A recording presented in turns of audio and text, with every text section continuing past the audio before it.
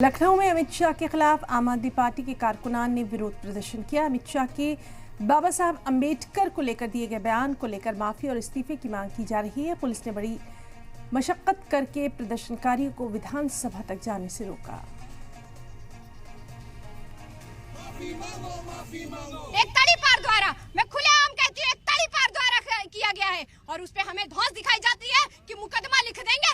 मैं कहती हूँ योगी पुलिस में दम है तो मुकदमा लिख देना मेरे नाम, और अभी तक क्या मुकदमे लिखे हैं और मुझे जेल भेज दे। मुकदमा क्यों लिख रही है? जेल भेजे ना, सीधे उठा।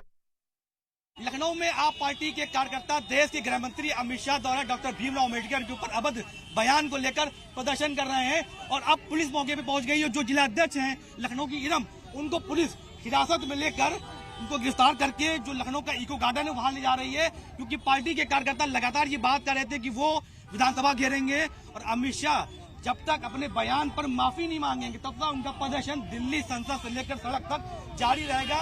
लगातार कांग्रेस पार्टी लगातार आप पार्टी के कार्यकर्ता दौलत भवन पहुंचे हैं और तमाम कार्यकर्ताओं को हिरासत में ले लिया गया। उसके बाद भी तमाम कार्यकर्ता जो सड़क पे बैठ गए हैं और अपना ज्ञापन देने के लिए मांग कर रहे हैं कि जब तक अमित शाह माफी नहीं मांगेंगे तब तक उनका प्रदर्शन इसी तरह जारी रहेगा। बात भी कर लेते हैं।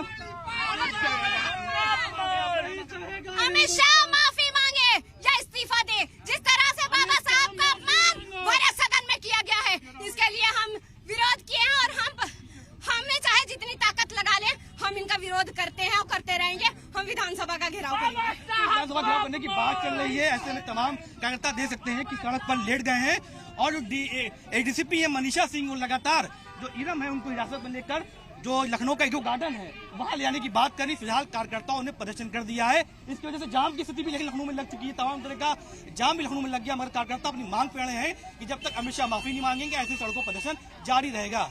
अतीक अहमद, सलाम टीवी, लखनऊ।